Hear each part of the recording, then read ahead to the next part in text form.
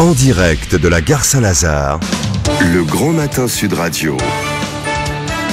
Le petit déjeuner politique. Et c'est le petit déjeuner politique de Cédric Villani, qui est député La République En Marche de l'Essonne et candidat à l'investiture La République En Marche pour les municipales de Paris. Bonjour Cédric Villani. Bonjour. On va parler du débarquement dans un instant d'un point de vue scientifique, ensuite de votre candidature à la mairie de Paris. Peut-être un mot de réaction à la démission hier soir de Valérie Pécresse qui quitte le parti Les Républicains. Comment vous le jugez, vous? Nous sommes dans une phase de grand mouvement du côté des Républicains. On le voit à cette démission surprise de Valérie Pécresse, on l'a vu à la démission de Laurent Wauquiez il y a quelques jours, on le voit aussi à ce que dans le Conseil de Paris, il y a une scission qui est annoncée entre un groupe mené par Pierre-Yves Bournazel et puis les Républicains, le groupe LRI mené par Florence Berthoud. Bref, dans ce cataclysme post-élection européenne, de très grands mouvements, il faudra un peu de temps pour y voir clair. Est-ce que ces partis sont devenus des dinosaures? Ils vont ils n'existeront plus à l'avenir, tels que les Républicains. Je me permets de rappeler que les dinosaures, contrairement à leur imagerie, étaient des animaux dynamiques, extraordinaires, fascinants. Et ensuite, ce qui est certain, au-delà de la plaisanterie, c'est que les partis traditionnels, ces dernières années, n'ont pas le vent en poupe. Et ça me conforte dans le choix qui a été le mien de m'engager dans une offre politique nouvelle. À vrai dire, je n'aurais jamais pu adhérer à l'un de ces partis traditionnels. Oui. Est-ce que Valérie Pécresse serait la bienvenue du côté de La République En Marche, par exemple? À La République En Marche, c'est construit sur des valeurs. Dépassement des clivages, le souhait de bâtir une offre politique dans laquelle la société civile joue un rôle important et bien sûr une très grande conviction européenne. Et une personne politique, quel que soit son passé, qui arrive avec ses convictions chevillées au corps, bien sûr. Vous lui tendez la main, Cédric Villani, vous la connaissez bien parce que vous êtes élu de la même région en Île-de-France. Je suis élu en Essonne, député de l'Essonne, et bien sûr j'ai eu l'occasion de travailler à de nombreuses reprises avec Valérie Pécresse sur un sujet qui va nous occuper aujourd'hui d'ailleurs, les transports. Nous avons eu quantité de discussions là-dessus. Nous avons milité ensemble pour l'arrivée de la ligne 18 le plus tôt possible sur le territoire de Saclay. Et je salue aussi la façon dont elle a travaillé de façon innovante et fait travailler de façon innovante sur les transports à l'échelle d'Île-de-France. Je pense à des expériences de covoiturage et autres. Quel que soit l'avenir de Valérie Pécresse, c'est quelqu'un avec qui je continuerai à travailler dans nos fonctions respectives. Avant de parler de votre bataille pour Paris, la bataille du débarquement, il y a 75 ans, comment vous l'apercevez, vous, le mathématicien également, ce débarquement? C'était quelque chose de minutieusement préparé, hein. Minutieusement préparé et en même temps avec une très grande intensité, une très grande vitesse. D'abord, bien sûr, débarquement de Normandie, on a en tête la séquence d'ouverture du film de Spielberg, le sergent Ryan, et cet incroyable déchaînement de violence, de souffrance, de courage extraordinaire. Aventure humaine inouïe. Et comme toujours dans les grandes aventures, elle était soutenue par une très grande réflexion, une très grande innovation. On peut penser aux ports artificiels qui ont été créés, les ports à Manche, créés par les ingénieurs américains, britanniques, qui étaient des petites merveilles toutes nouvelles qui permettaient une opération 24 heures sur 24 et sans lesquelles il était impossible logistiquement de faire cette opération. Et puis, si on connaît bien les dessous de la Seconde Guerre mondiale, on peut aussi penser à tous les travaux qui ont été faits par les mathématiciens britanniques et auparavant polonais pour décrypter les codes secrets utilisés par les nazis, en particulier les sous-marins nazis, sans lesquels il aurait été impossible de contrôler l'Atlantique et sans lesquels il aurait été absolument impossible d'envisager ce débarquement du 6 juin.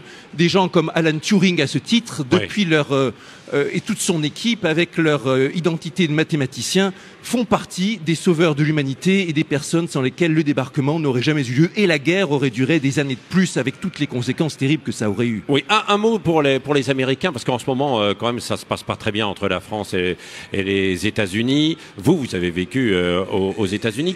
Quel regard il faut porter en fait aujourd'hui sur les Américains? J'ai eu la chance effectivement d'être professeur invité aux États-Unis à plusieurs reprises, à Atlanta, à Berkeley, à Princeton. À chaque fois, je suis revenu en France d'ailleurs, malgré des conditions qui m'étaient offertes considérablement supérieures en termes de traitement et de facilité de travail aux États-Unis qu'en France. Il peut y avoir à certains moments, au-delà des froids politiques qu'il peut y avoir, il y a cette conviction profonde de ce que le destin de la France et le destin de l'Amérique sont liés. D'abord, parce que ce sont des pays qui ont tous deux été construits sur des idéaux, sur des grands projets, sur une notion d'universalité. Et ensuite, parce que la France a sauvé les États-Unis. C'était 1776, Lafayette, héros national aux États-Unis. Et les États-Unis ont sauvé la France quand elle était vraiment dans une période de très grande détresse. Ce sont des pays qui sont, pour le très long terme, liés et amis, même si, bien sûr, il y a parfois des différends. On le voit en ce moment avec la position de Donald Trump. Oh là là, le président Donald Trump, impulsif comme on sait, je regrette considérablement ce retrait des accords de Paris et le fait de ne pas prendre à la hauteur que ça mérite l'enjeu extraordinaire qui est le réchauffement climatique, l'enjeu de sauver la planète.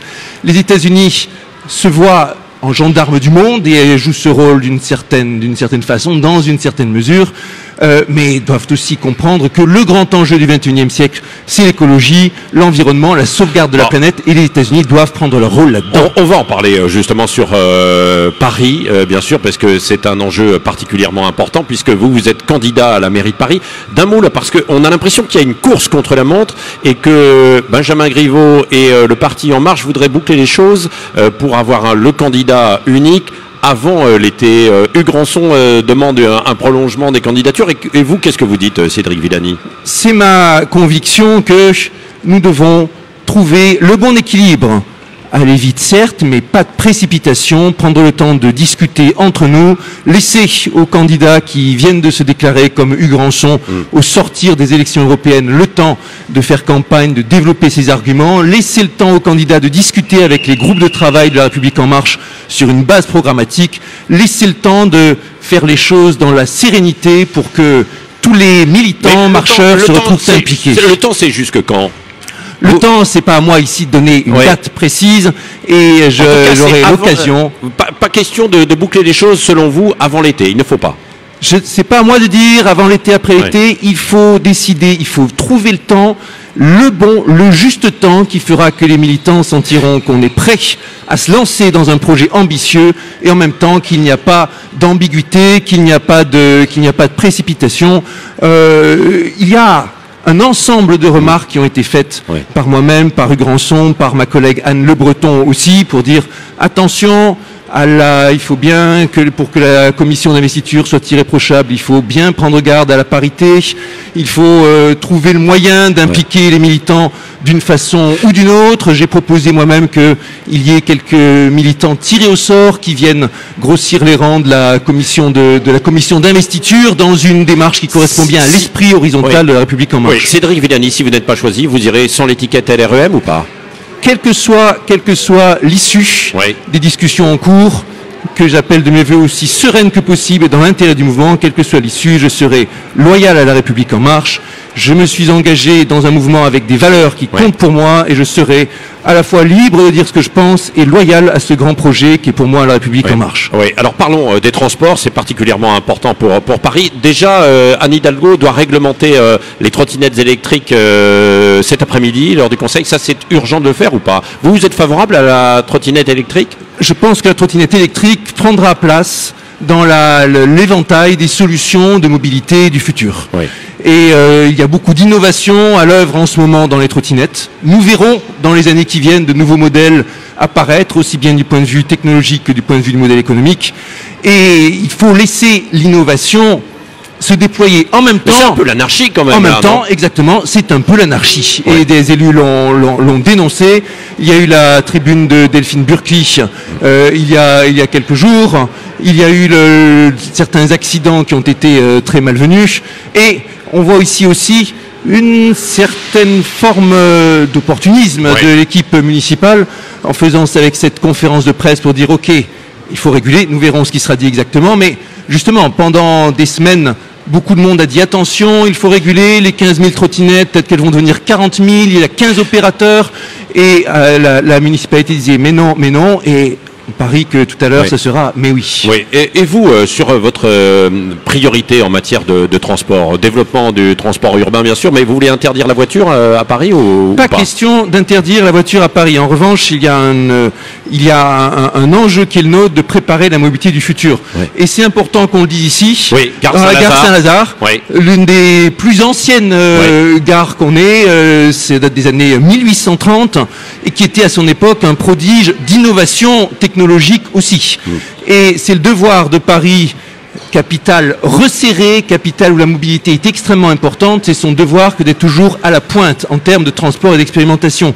Dans les 10 années qui viennent, on va avoir la révolution de la voiture, de la mobilité décarbonée. Oui. Passage à l'hydrogène, passage aux véhicules électriques. On va avoir la révolution du véhicule autonome qui va venir de façon chaotique en expérimentation. En Essonne, en ce moment, il y a l'inauguration de la navette autonome pour desservir le plateau de Saclay qui va Vous être avez suivi très confiance en la attentivement. technologie pour résoudre beaucoup des problèmes. La Quand on- technologie ne résout les problèmes que si on l'accompagne bien. Ouais. Et par exemple, si vous essayez juste de résoudre le problème de congestion avec la voiture autonome, vous vous plantez, je peux dire Eh oui, vulgairement. oui.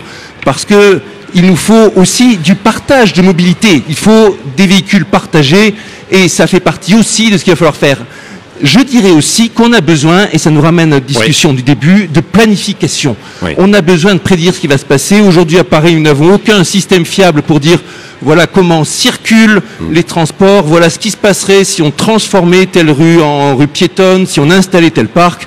Nous avons besoin d'utiliser la Il y a technologie pas pour assez faire de la prédiction. oui, c'est ça, de prévision, de planification. Le mot de la fin, Cédric de Villani, Ouais. avec Cécile de Ménibus. Vous avez dit que vous aviez appris à encaisser les attaques depuis que vous êtes rentré en politique, mais est-ce que quand on est un grand mathématicien, on est un fin stratège en politique? Il y a des grands mathématiciens qui sont de fins stratèges et d'autres qui sont des stratèges calamiteux. Et vous êtes on a dans de quel grands camp exemples historiques. On a Laplace qui était un ministre mathématicien tellement calamiteux que Napoléon a dit de lui qu'il a installé l'esprit de l'infiniment petit dans l'administration. On a un grand mathématicien comme Fourier qui a été un préfet admirable. C'était ma volonté d'entrer en politique en y apportant mes réflexions, mes codes, tout mon réseau Et de pourtant, scientifiques. on vous avez prévenu de ne pas y aller. Hein. On m'avait prévenu de ne pas y aller parce que ma parole serait déconsidérée.